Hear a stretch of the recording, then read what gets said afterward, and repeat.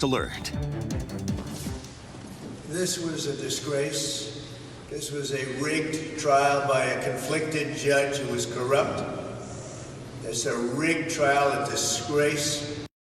Former President Donald Trump speaking within the last hour, just minutes after a jury found him guilty in his hush money trial.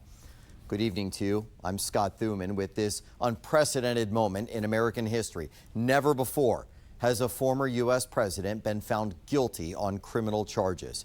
And take a look at this. Trump facing 34 felony counts of falsifying business records in an attempt to cover up an affair with an adult film star. And the 12 jurors find him guilty on every single one. Our partners at ABC World News had a crew outside the courthouse as the verdict was read. Take a listen to what happened.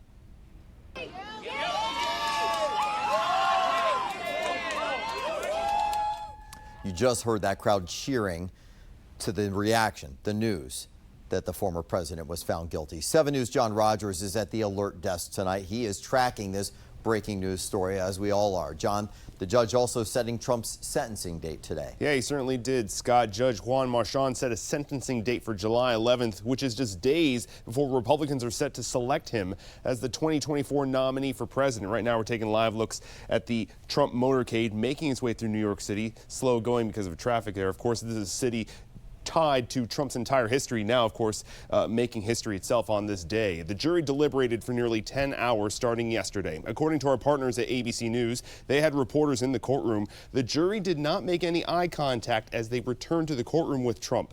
And as the verdict was read, Trump stared ahead, was motionless, and had a frown on his face. President Biden's re-election campaign issued a statement reading in part, quote, "Donald Trump has always mistakenly believed he would never face consequences for breaking the law for his own personal gain," unquote.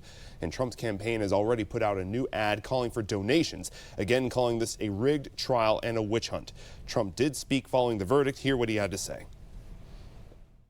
They wouldn't give us a venue change. We were at 5% or 6% in this district, in this area. This was a rigged, disgraceful trial. But the real verdict is going to be November 5th by the people. And they know what happened here, and everybody knows what happened here. You have a Soros-backed DA and the whole thing. We didn't do a thing wrong. I'm a very innocent man, and it's okay. I'm fighting for our country. I'm fighting for our Constitution. Our whole country is being rigged right now. This was done by the Biden administration in order to wound or hurt an opponent, a political opponent. And I think it's just a disgrace. And we'll keep fighting. We'll fight till the end, and we'll win, because our country's gone to hell. We don't have the same country anymore. We have a divided mess. We're a nation in decline, serious decline. Millions and millions of people pouring into our country right now from prisons and from mental institutions, terrorists, and they're taking over our country. We have a country that's in big trouble. But this was a rigged decision right from day one with a conflicted judge who should have never been allowed to try this case, never. And we will fight for our Constitution. This is long from over. Thank you very much. That was Trump there, the White House with a brief statement on the Trump verdict from the counsel's spokesperson saying, quote, "We respect the rule of law and have no additional comment," end quote. The Manhattan District Attorney, Alvin Bragg, he's planning to speak at 6:30, so be sure to stay with 7 News to hear what he has to say. Scott? All right, thank you, John. Now, for some perspective on this historic guilty verdict of a former president, joining me now is John Fishwick, a lawyer and former U.S. attorney for the Western District of Virginia. John, thanks for joining me. Let's talk first about your reaction to this. I know you and I have spoken countless times over the past couple of years leading up to this moment. What do you think? Well, Scott, this was often viewed as by most folks as the weakest of the case against the former president. But when the jury came out with their first set of questions yesterday, asking to know about the meetings at Trump Tower in August of 2015 between Trump, Cohen and Mr. Pecker. I think it was clear at that point that they were following what the prosecution said was the case, which was that it was a conspiracy to hush people up, to keep them quiet, and to pay them off illegally. The defense had been Cohen's line, you can't believe anything he's saying, but there was no conspiracy. So when the jury came back wanting to hear that testimony again, I'm sure the prosecution felt good. The Trump team probably was disappointed. And so that was kind of a roadmap to where we are this afternoon when they came back with the guilty verdict on all the counts. John, the evidence obviously overwhelming in that jury room, but at the same time, as we've talked about, you always had to speculate that because it required a unanimous decision, perhaps one or two of these jurors just weren't going to see it as clean cut because they were going to believe that this was either politically motivated or they were going to buy into some of that Trump narrative. Are you surprised that on all 34 counts, you have 12 jurors all in sync? It was kind of an all or nothing thing, Scott. My experience with lengthy trials, and I've had a number of those, is the jurors get comfortable with each other. On the breaks, they talk to each other about their families, their jobs. And the most important person in the room to the jurors is the judge. And they want to make that judge happy. And all judges want a verdict. You know, they want the judge to be pleased with the work they're doing. So I'm sure they were amicable. They got along and they reached a verdict. I thought a hung jury was a long shot, and it turns out that was the case. All right, well, let's talk about next steps. We know a sentencing date has already been set of July 11th. By the way, that's just 4 days before the Republican convention kicks off. That aside, what are we talking about? Because a lot of legal experts, yourself included in that group, have talked about the fact that it's unlikely a former president on these charges, even with convictions, is going to end up in prison. Is that still your standing? Absolutely, Scott. After all, this is a paperwork crime from 7, 8, 9 years ago. I think it's highly unlikely that the former president goes to prison over these charges. After all, he is a former president. You know, I don't think anybody should want a former president to be in prison. And I think these will not be viewed as hefty charges that would require that. So I think it's highly unlikely. However, I expect the prosecution team will ask to have him incarcerated. They'll say, hey, look, Judge, he violated the gag order 10 times.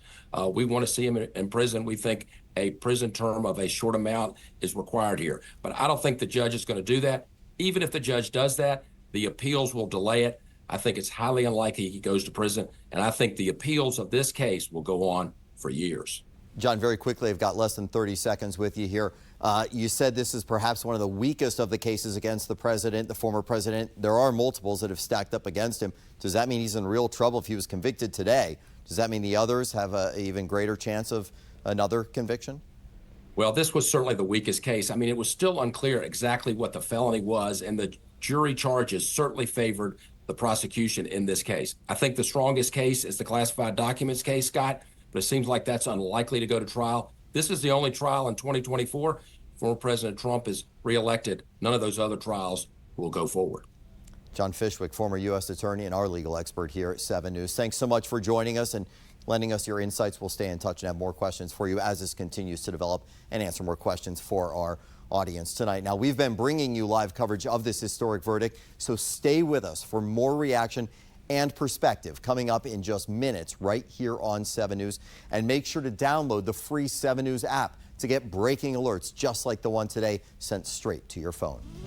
Our weather continues to improve after a sprinkled light shower today at 76. Tomorrow a degree higher, 77. I'm tracking a fantastic Friday, and I've made a change to your weekend weather. Know it if you're going to be poolside, and that is clouds rolling in on Sunday with some late day showers. I'll have the timing of that.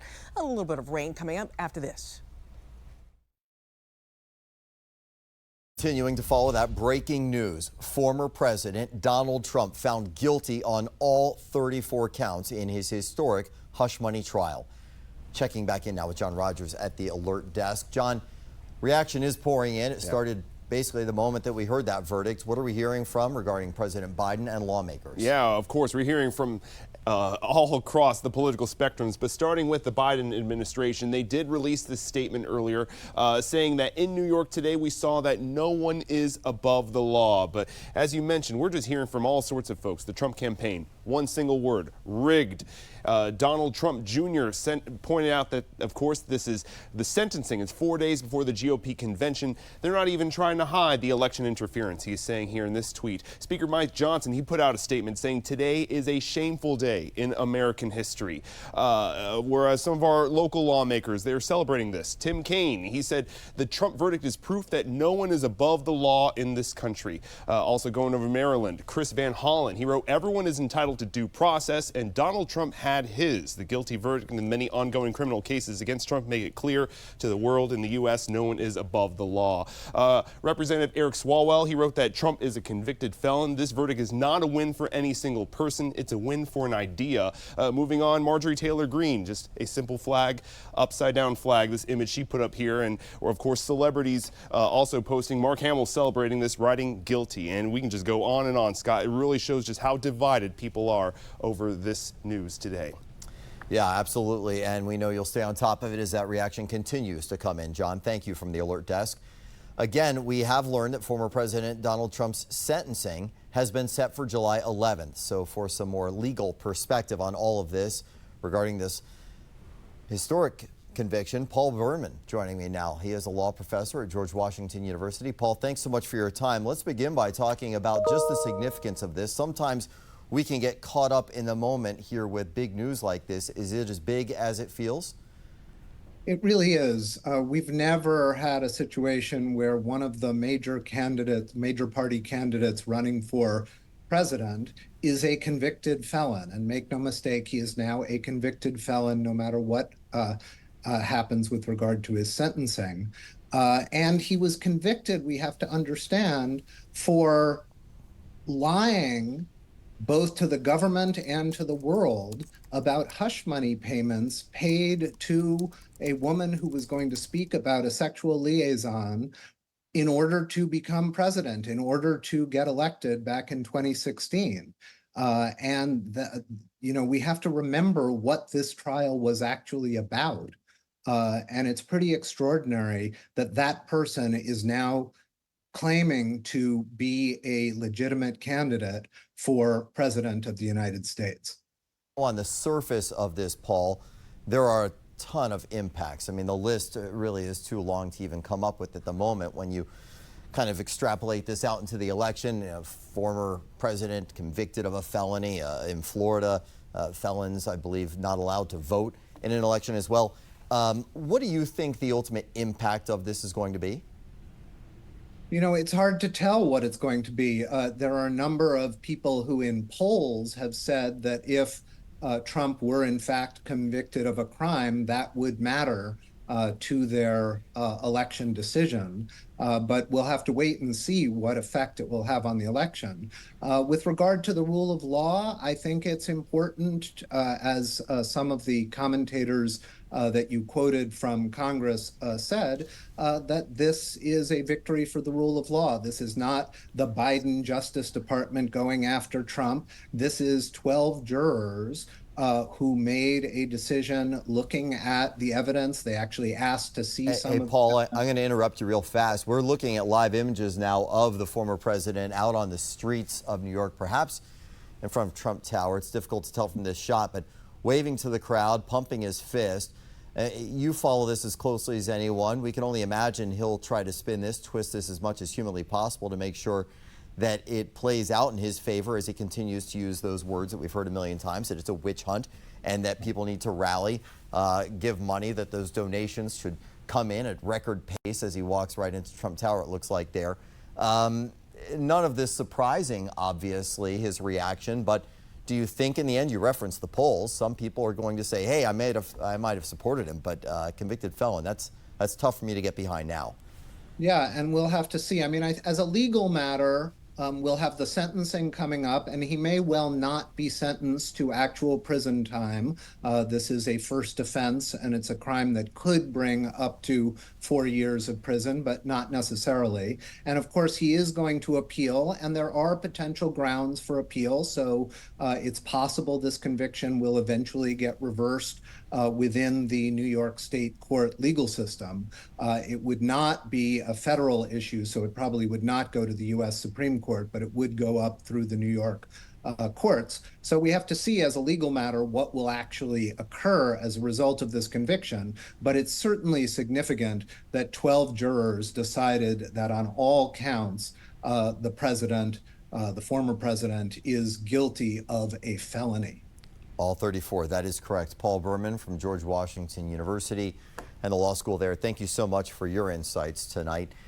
And we'll talk later about those dates, as he mentioned, because there's some significant ones that we have yet to reference coming up that could impact everything moving forward with this election and, of course, what happens to the former president. Veronica?